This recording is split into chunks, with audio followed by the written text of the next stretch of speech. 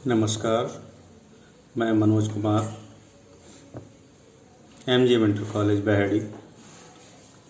आज हम विषय अर्थशास्त्र में एक नए टॉपिक उत्पादन लागत पर चर्चा करेंगे। चैप्टर 4 में एक नया टॉपिक है। तो उत्पादन लागत किसे कहते हैं? सामान्य बोलचाल में किसी वस्तु की उत्पादन लागत हम उस वस्तु के उत्पादन में हुए मौद्रिक खर्च को ही मानते हैं, परंतु अर्थशास्त्र में इसकी व्यापक व्याख्या की गई है। अर्थशास्त्र के अनुसार उत्पादन लागत वह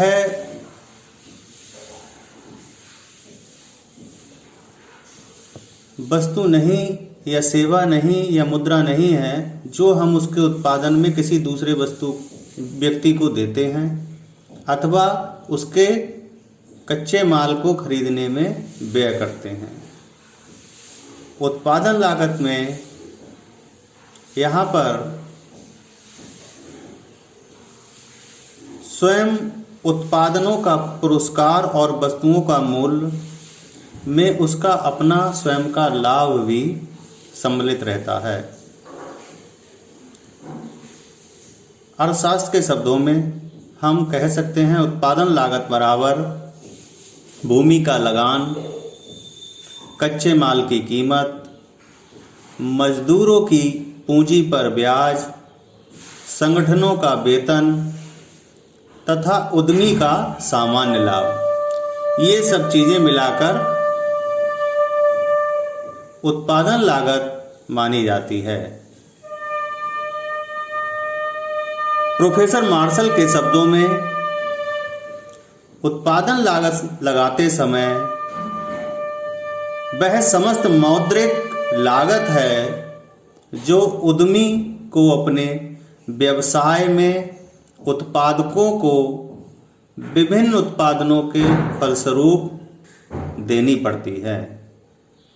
इसमें कच्चा माल, मजदूरी, वेतन, पूंजी पर ब्याज, लगान, प्रबंधक तथा समस्त सामान्य आयकरों की भुगतान तथा अन्य व्यापारिक काम जो हैं सब इसमें शामिल होते हैं।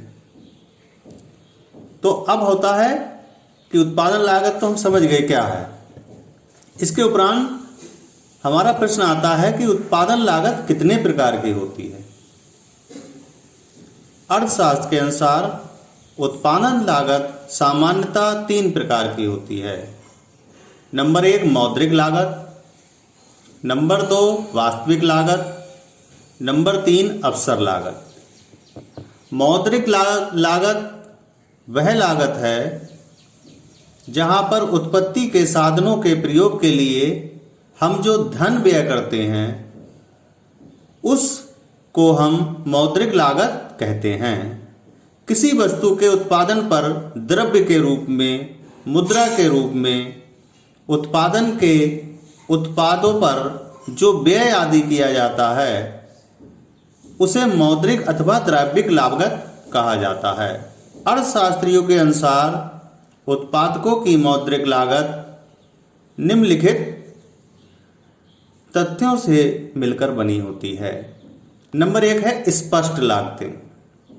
जैसा कि इसके नाम से ही पता लग रहा है कि वे लागतें जो स्पष्टतः दिखाई देती हैं, जो हमको आसानी से हम जिनको पता कर सकते हैं, ऐसी लागतों को हम स्पष्ट लागतें कहे जाती हैं।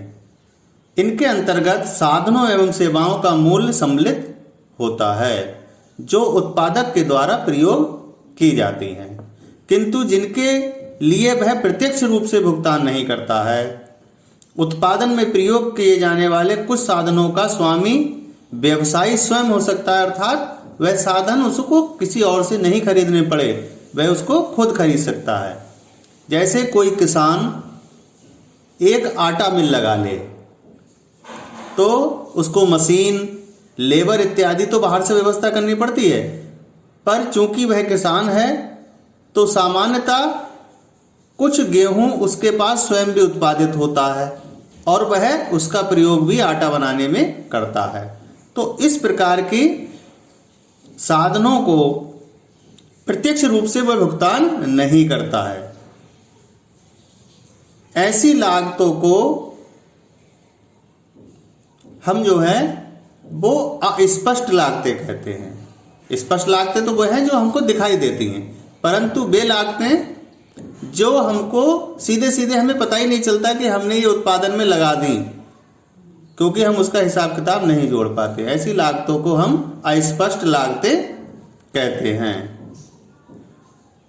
अस्पष्ट लागतों में वस्तु के उत्पादन हेतु आवश्यक उपादानों की कीमत या उन्हें किया गया भुगतान होता है।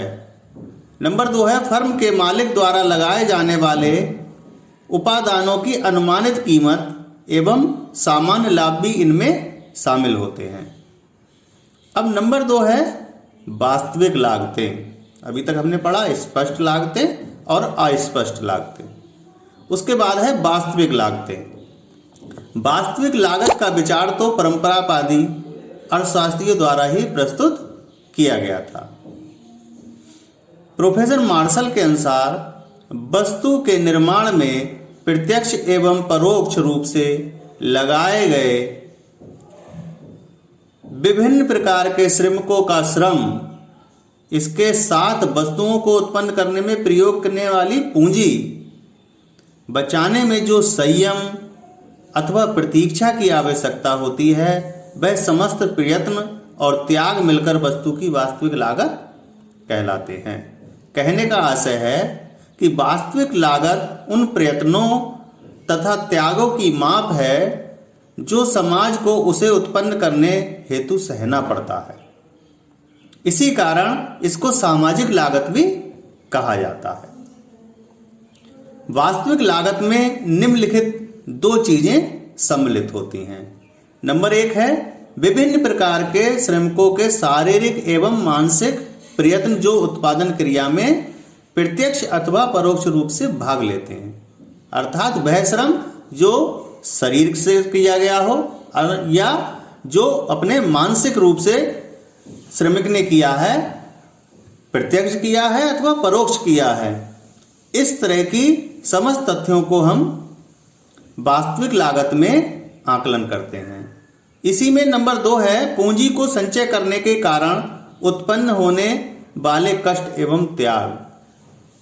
कोई भी व्यापारी होता है, कोई भी उत्पादक होता है, वह भविष्य को ध्यान में रखकर पूंजी का संचय करता है, और जब वह पूंजी का संचय करता है तो उसको कुछ कष्ट और त्याग भी करना पड़ता है। ऐसे कष्ट और त्याग को भी हम वास्तविक लागत में ही अंकलित करते हैं। ये समस्त प्रयत्न एवं त्याग मिलकर वस्तु की वास्तविक लागत कहलाते हैं। जिस कार्य को करने से श्रमिकों को अधिक कष्ट होता है उसकी वास्तविक लागत उतनी ही ज्यादा अधिक होती है, और जिस कार्य को करने से सरलता अनुभव होती है उसकी वास्तविक लागत कम मानी जाती है। इसके विपरीत जिस कार्य को करने में हमको सामान्य होता है वो सामान्य मानी जाती है।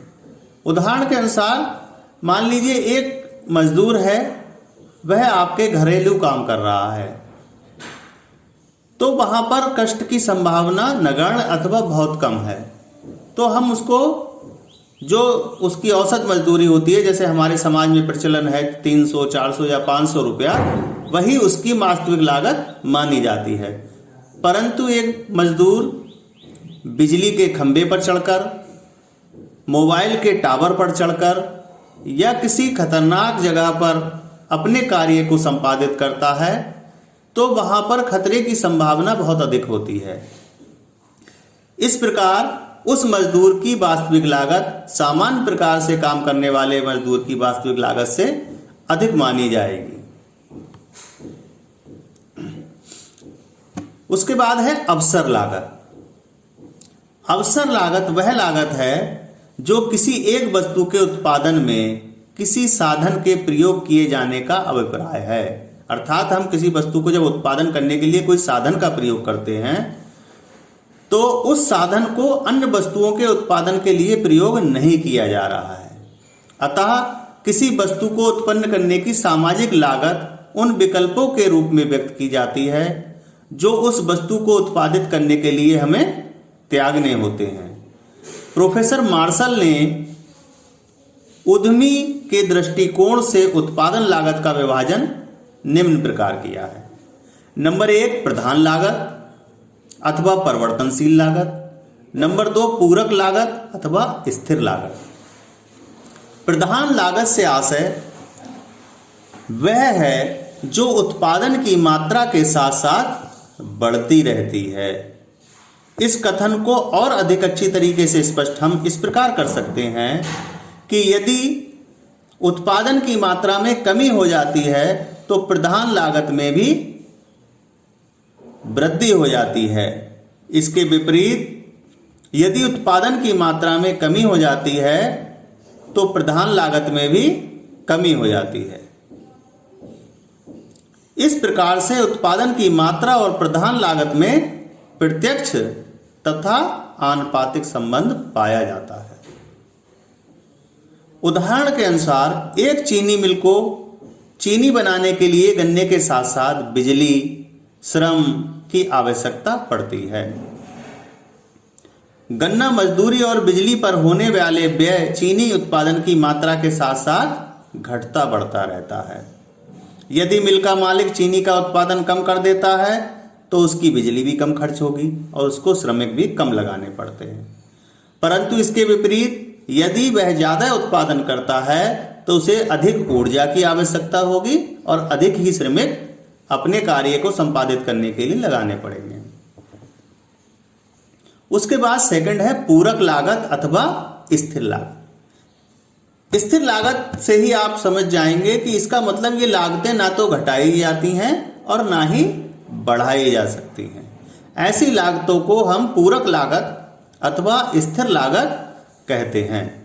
पूरक लागत वह लागत होती है जो उत्पादन की मात्रा के साथ घटती बढ़ती नहीं है। इसको स्थिर लागत इसी कारण कहा जाता है। इसके उदाहरण के अनुसार यदि मिल में उत्पादन की मात्रा को पहले से दूना अथवा आधा कर दिया जाए तो पूरक लागत जो होती है वो ना तो घटेगी और ना ही बढ़ेगी। प्रत्येक उत्पादक को कुछ व्यय अनिवार्य रूप से ऐसे करने पड़ते हैं जिनमें कोई परिवर्तन नहीं होता है। जैसे वो फैक्ट्री का बिल्डिंग है, अगर हम कम उत्पादन करेंगे तो ऐसा तो नहीं है वो बिल्डिंग हमें छोटी हो जाएगी, और हम अधिक उत्पादन करेंगे तो हम उसको